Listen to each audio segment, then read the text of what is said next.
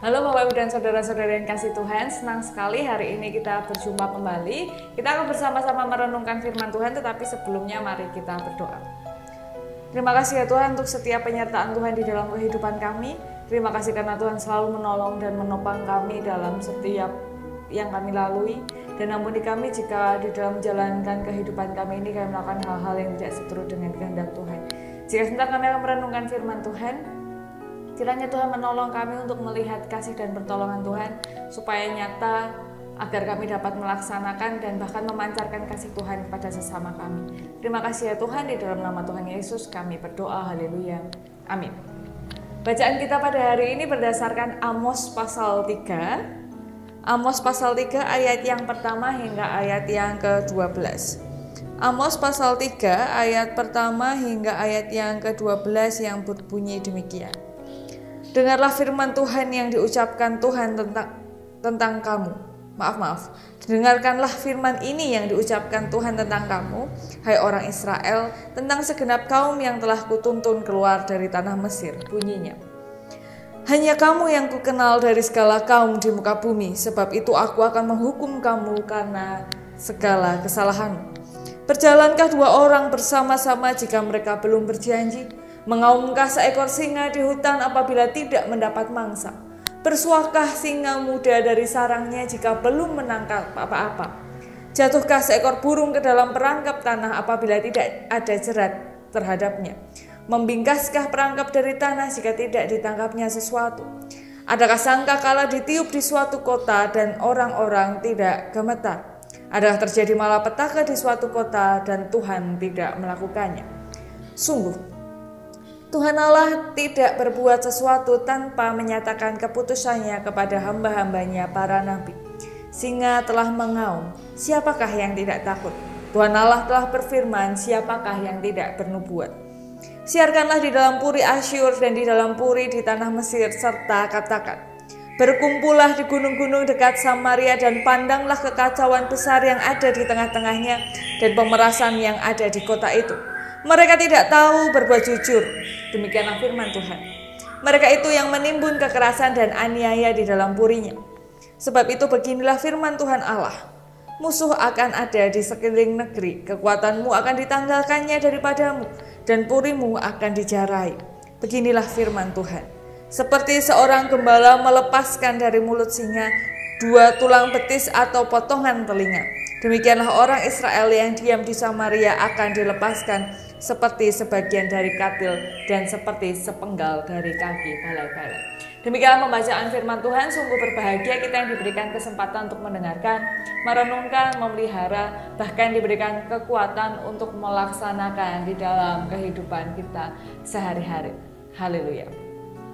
Bapak, Ibu, dan saudara-saudari yang dikasihi Tuhan, ketika kita membaca Amos, sebenarnya Amos ini adalah seorang nabi yang berkarya sekitar zamannya Raja Yerobeam II kalau tidak salah. Dalam salah satu buku dinyatakan demikian.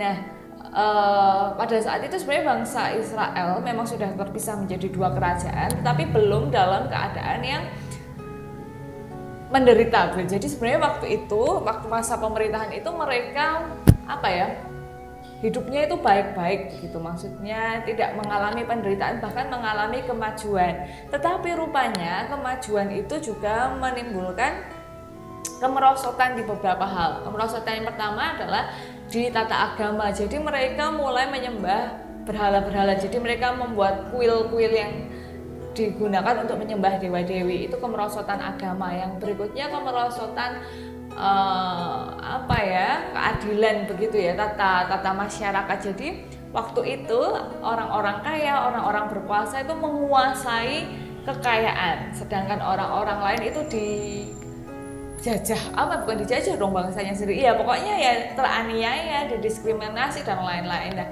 jadi waktu itu kehidupannya itu bukan kehidupan yang di bawah penjajahan yang menderita begitu, tetapi sebenarnya kerajaannya maju, hanya waktu itu orang-orangnya tidak berlaku adil terhadap sesamanya sendiri. Nah, waktu itu adalah seorang yang dipanggil Tuhan untuk menyatakan nubuat-nubuatnya yang bernama Amos tadi. Nah, Amos ini sebenarnya awalnya adalah petani dan peternak. Jadi memang bukan dia memang pengen banget jadi nabi, enggak. Dia memang awalnya orang biasa, dia petani peternak, tetapi kemudian dia dipakai Tuhan untuk menyatakan nubuat-nubuatnya.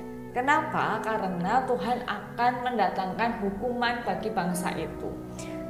Alasannya adalah pertama, Tuhan itu kenal dekat dengan orang Israel. Jadi Tuhan itu mengasihi dan begitu dekat. Jadi ketika yang dekat itu justru melakukan kesalahan atau melakukan hal-hal yang tidak baik, itu akan ditegur. Kan memang begitu ya Bapak Ibu. Maksudnya kalau anak kita sendiri, keluarga kita sendiri, saudara kita sendiri, orang yang dekat dengan kita itu mau memberitahu atau menasehati atau menegur itu enak gitu loh. Kalau anaknya orang lain kan gimana ya, itu kan bukan hak kita gitu untuk menegur, kecuali memang yang dirusak barang kita, tapi kan kita juga nggak enak ya mau negur ya. Tapi justru karena ini yang begitu dekat dengan Tuhan, yang bahkan kata Tuhan adalah kaum yang telah kutuntun keluar dari tanah Mesir, bahkan dikatakan hanya kamu yang kukenal dari segala kaum di muka bumi, sebab itu aku menghukum kamu karena segala kesalahanmu. Jadi ini menggambar, ini tidak secara harafiah ya, bukan berarti kok Tuhan nggak kenal yang lain, tapi ini menggambarkan kedekatan yang istimewa antara Tuhan dengan Israel menurut refleksi iman mereka. Jadi sungguh dekatnya, dan karena sangat dekat itu Tuhan tahu ketika mereka ini jalannya udah nggak benar. Dulu tuh mereka ditolong karena penderitaan mereka, tapi sekarang mereka justru membuat sesamanya sendiri menderita. Lalu yang kedua, itu karena saking kenalnya. Yang kedua yaitu karena perilaku mereka yang menyakiti saudara mereka sendiri. Ini ada di ayat yang ke-9 dan ayat yang ke-10. Berkumpullah di gunung dekat Samaria dan pandanglah kekacauan besar yang ada di tengah-tengahnya dan pemerasan yang ada di kota itu. Mereka tidak tahu berbuat jujur. Mereka yang menimbun kekerasan dan aniaya di dalam wurinya. Ya, mereka itu menyakiti saudaranya, mereka menyakiti sesamanya, dan mereka itu mungkin mereka itu menjadi terbiasa melakukan kejahatan. Jadi ya sudah biasa memeras, sudah biasa menganiaya, ya itu menjadi kebiasaan mereka. Dua hal ini membuat Tuhan memutuskan untuk menghukum bangsa Israel. Tetapi seperti yang kita baca di kisah-kisah sebelumnya, ada kisah tentang Tuhan memberikan tulah bagi Mesir, bagaimana Tuhan mau menghukum negara-negara itu. Bahkan nanti ketika kita membaca Yunus juga bagaimana Tuhan menghukum Niniwe, Tuhan itu selalu memberikan peringatan gitu. Jadi ada peringatan dulu sebelum ada kejadian. Tadi kan dijelaskan ya di ayat-ayat yang ke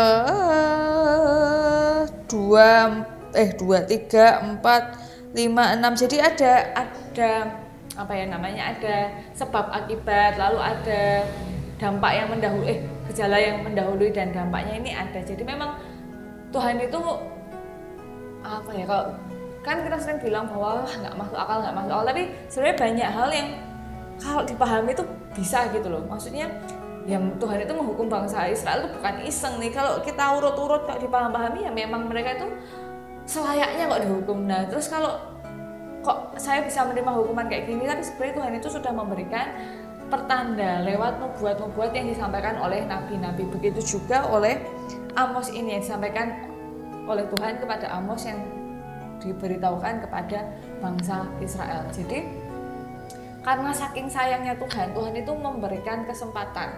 Ya ini loh, kamu mau tak kasih hukuman dan akan terjadi seperti ini. Nah, hal ini mengingatkan kita tentang satu hal yang seringkali terabaikan. Yang pertama, Tuhan itu kenal kita. Seringkali kalau kita membaca ayat ini, mungkin ada beberapa orang menempatkan diri sebagai yang teraniaya gitu ya. Saya teraniaya, nanti orang lain, Tuhan pasti tahu lah ketika saya teraniaya. Tapi sebaliknya itu juga begitu. Tuhan itu tahu kalau kita ini menganiaya orang lain, kalau kita ini mendiskriminasi orang lain, kalau kita ini menyulitkan hidupnya orang lain, itu Tuhan tahu benar. Dan itu yang pertama, bahwa dalam kehidupan kita, dalam pikiran, perkataan, perbuatan kita ini Tuhan melihat secara utuh. Sebenarnya niat kita di mana? Walaupun bibir kita ini bilangnya, aku niatnya baik kok, aku tujuannya baik kok, tapi Tuhan itu tahu loh. Tuhan itu tahu benar yang ada di dalam hati dan pikiran kita yang bahkan mungkin tidak kita sadari. Ini juga mengingatkan kepada saya secara pribadi ya, bahwa mungkin tanpa saya sadari, saya nggak tahu Bapak Ibu, tapi mungkin tanpa saya sadari, pasti tanpa saya sadari, saya ini punya niat buruk di hati saya yang saya terjemahkan secara manis di bibir saya, itu pasti ada banyak. Saya nggak tahu dengan Bapak Ibu, tapi ayo lihat secara jujur, jangan-jangan nih kita ini begitu, dan Tuhan itu tahu. Yang menakutkan kan Tuhan itu tahu loh Bapak Ibu. Yang tersembunyi yang orang lain nggak tahu, pencitraan semacam apapun orang lain nggak tahu, Tuhan itu tahu. Dan yang berikutnya adalah yang kedua, ketika Tuhan akan menghukum, ketika Tuhan akan memberikan pelajaran dan pengajaran itu, Tuhan itu memberitahu loh Bapak Ibu. Jadi misalnya nih, orang berselingkuh atau orang korupsi kemudian hidupnya menjadi kacau balau, atau orang hobinya mabuk-mabukan, hobinya berjudi, hobinya melakukan kekerasan, lalu dia mendapatkan hukuman gitu atas perbuatannya. Terus dia bilang, lah aku selama ini aku tidak menyangka ini akan terjadi. Itu nggak mungkin, karena Tuhan itu memberikan pertandanya lewat apa? Bisa lewat teguran orang-orang di sekitar kita. Misalnya orang-orang bilang, mbok lehmu koyo ngono ki mandek kok, mbok lehmu ngombe ki mandek kok, lehmu udoti mandek kok, atau coba setialah sama pasangan, atau mungkin cobalah berhenti ngomongin orang lain, nggak usah lah ngomongin orang lain. Nah itu kan sudah menjadi pertanda-pertanda bagi kita. Persoalannya seringkali kita tidak menganggap itu sebagai pertanda, kita tidak menganggap itu sebagai peringatan bagi kita. Kita hanya masuk ke telinga kiri, keluar ke telinga kanan, jadi hanya lewat, tidak dengar. Nah ini yang mengingatkan kita pada hari ini, bahwa sikap hati kita Tuhan tahu, bahwa apapun yang akan Tuhan lakukan, Tuhan itu sering memberikan pertanda, sering memberikan peringatan. Nah ini yang mari kita merefleksikan hidup kita dengan tenang, mari kita mendengarkan dengan tenang. Saya yakin bahwa orang-orang di sekitar kita ini sudah sering memberikan peringatan-peringatan di telinga kita. Mungkin ada yang tersinggung, mungkin ada yang menjadi marah dan lain-lain. Tapi mari yuk kita tenang sebentar, kita mencoba mendengarkan. Hari-hari ini tuh dunia bising karena semua orang ngomong. Nah mari kita dengarkan. Jangan-jangan Tuhan memberikan pertanda bagi kita, peringatan bagi kita untuk kita berhenti melakukan hal yang buruk. Tapi ya semuanya terserah kepada kita kan, kita mau mendengarkan, mau menangkap, atau mau kita tutup, nggak mau dengar, atau kita biarkan lewat, itu semua terserah kita. Tapi Bapak Ibu perlu dicatat bahwa waktu itu bangsa Israel tidak tahu bahwa mereka akan menghadapi hal yang buruk. Waktu itu hidup mereka baik-baik saja, dan tiba-tiba, dan beberapa kali dia diberitahu nubuat-nubuat. Tapi mereka ya santai aja, kayak nggak mungkin lah, dan nyatanya terjadi pada mereka, dan itu juga bisa terjadi pada kita. Jadi mari kita melihat diri kita, berhenti berpura-pura. Maksudnya bukan berarti kalau saya punya niat jahat lalu saya berkata iya memang niatku elek, maksudnya ya diubah gitu ya.